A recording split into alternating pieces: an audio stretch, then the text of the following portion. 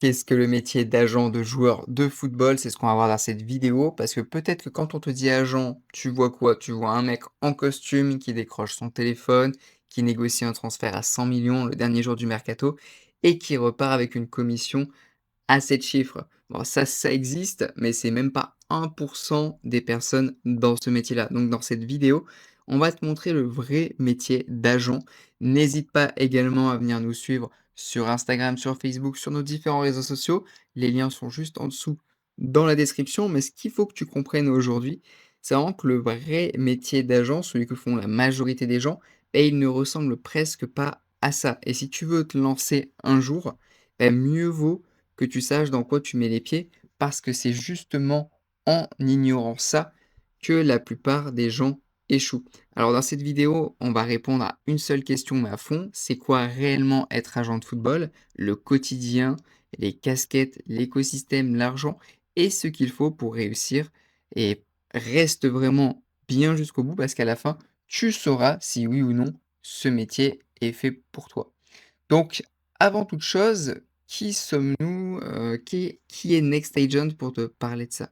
Parce qu'ici, on va te raconter le vrai métier vu de l'extérieur sur cette chaîne et on forme les futurs agents avec des personnes qui vivent ce métier sur le terrain aujourd'hui. Comme tu peux le voir à l'écran, Cyril Astier, qui est agent licencié FFF, près de 20 ans dans le football, dont 19 ans chez Adidas au contact des clubs et des joueurs, avant de devenir agent chez AS1 Sports.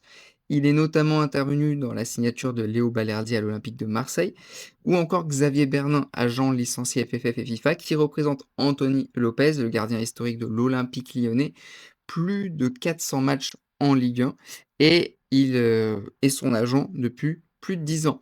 Donc ce que tu vas entendre ici, sur cette chaîne, dans cette vidéo, c'est vraiment le vrai métier de l'intérieur et pas, des clichés ou de la théorie. Donc c'est parti, commençons par la définition officielle du métier d'agent de joueur de football. Un agent de joueur de football, c'est la personne qui met en relation les parties intéressées par un contrat, donc généralement le joueur et le club, et pour la signature d'un contrat de travail ou d'un transfert contre rémunération. Donc si on traduit simplement, ton rôle en tant qu'agent, c'est de représenter les intérêts de ton joueur, le conseiller, le placer, négocier pour lui et protéger sa carrière. Tu es à la fois son représentant, son stratège et souvent son point de repère. Mais il faut faire attention à quelque chose, c'est que dans le terme «mettre en relation», bah, la vraie question, c'est plutôt qu'est-ce qu'il y a avant? C'est là que le métier, il commence vraiment. C'est pas de savoir juste signer un contrat. Ce qu'il faut comprendre, c'est que un agent, c'est 5 métiers en un seul. La première casquette, c'est le détecteur, parce qu'avant de signer qui que ce soit, il faut déjà le trouver. Tu passes du temps dans les tribunes, dans les compétitions, sur les terrains de jeunes, à repérer des joueurs et tu dois les repérer avant tout le monde. Ça, c'est un travail d'œil et de terrain. Ensuite, tu as une deuxième casquette, celle du négociateur et là, c'est la partie vraiment visible, c'est celle qui est un peu sexy, discuter d'un contrat, discuter des salaires, des primes avec le directeur sportif et les clubs, mais ça représente qu'une fraction de ton temps en tant qu'agent. La troisième casquette, c'est le gestionnaire de carrière, c'est peut-être la plus importante, c'est quand est-ce que tu vas faire bouger ou non un joueur? Rester une saison de plus ou partir maintenant? Signer dans ce club qui paie plus ou dans celui-là? Où est-ce qu'il va jouer? Voilà, on voit vraiment, on a tous vu des exemples de joueurs professionnels qui ruinent des carrières avec des mauvais choix de club et inversement, des joueurs peut-être moins talentueux, mais qui font des très bons choix de club et qui s'en sortent mieux. Donc ça, c'est vraiment très important et tu fais partie de ces décisions de carrière-là. Donc, c'est vraiment des décisions qui façonnent, tes joueurs, leur carrière et aussi indirectement, la rémunération qu'on verra, par la suite. La quatrième casquette, c'est le conseiller. Le conseiller juridique, fiscal, administratif. Un contrat, c'est du droit, donc une rémunération, c'est de la fiscalité et tu pas obligé du coup de faire tout toi-même, mais tu dois quand même comprendre et t'entourer des bonnes personnes pour que ça se passe bien à ce niveau-là, sinon c'est vite la catastrophe. La cinquième casquette, on en parle beaucoup moins, c'est le soutien humain. Un joueur, c'est un humain, ça se blesse, ça traverse des périodes difficiles, sans jouer, des périodes de doute, ça vit des échecs et dans ces moments, l'agent, c'est souvent la personne la plus stable autour de lui. Donc tu construis ces personnes-là. C'est pas seulement des contrats et des numéros sur un compte en banque. Ce sont des humains. Donc ça, c'est un aspect très important également. Donc voilà le vrai métier. Tu remarques une chose sur ces 5 casquettes, il y en a qu'une seule qu'on voit un peu de partout, c'est la partie négociation, c'est un peu classe, on se croirait dans un film. C'est vraiment le truc qui correspond à l'image qu'on s'en fait. Mais c'est qu'une petite partie. Alors concrètement, maintenant au quotidien, un agent, qu'est-ce que ça fait?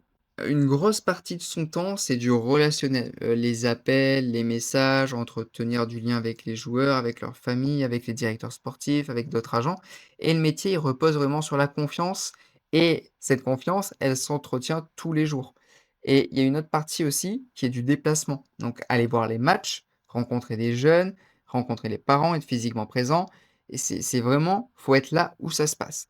Et puis, il y a aussi une partie que personne n'imagine, c'est la partie, plus administrative, donc des contrats à relire, des mandats à faire signer, des démarches, du suivi. Ce n'est pas glamour, mais c'est ce qui fait qu'un dossier tient ou s'effondre. En clair, la négociation à 100 millions sur un yacht, c'est le sommet, de l'iceberg. 90 du travail et 90 des agents, bah, tout ça, tout le travail derrière, il est invisible et c'est justement ce travail invisible qui sépare ceux qui réussissent de ceux qui abandonnent. Donc ce qu'il faut savoir aussi, c'est que tu ne travailles jamais seul en tant qu'agent. Autour de toi, il y a tout le monde. Il y a ton joueur, évidemment, et quand c'est des jeunes, il y a souvent les parents et même les moins jeunes, hein. La famille, généralement, ils sont vraiment autour, ils sont là, ils regardent, ils s'inquiètent et ils sont parfois plus décisifs que le joueur lui-même. Il y a les clubs et leurs directeurs sportifs, tes interlocuteurs pour chaque deal. Il y a les fédérations, la FFF en France et la FIFA à l'international, qui encadrent et contrôlent la profession. Il y a les avocats et les juristes pour sécuriser les contrats. Et il y a les autres agents qui peuvent être à la fois tes concurrents et parfois tes partenaires sur un dossier.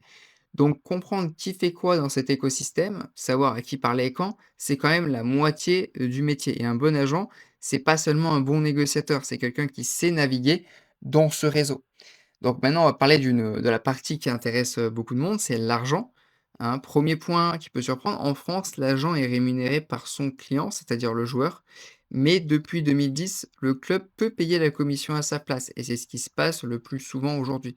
Le tout étant évidemment encadré par une convention écrite entre les parties.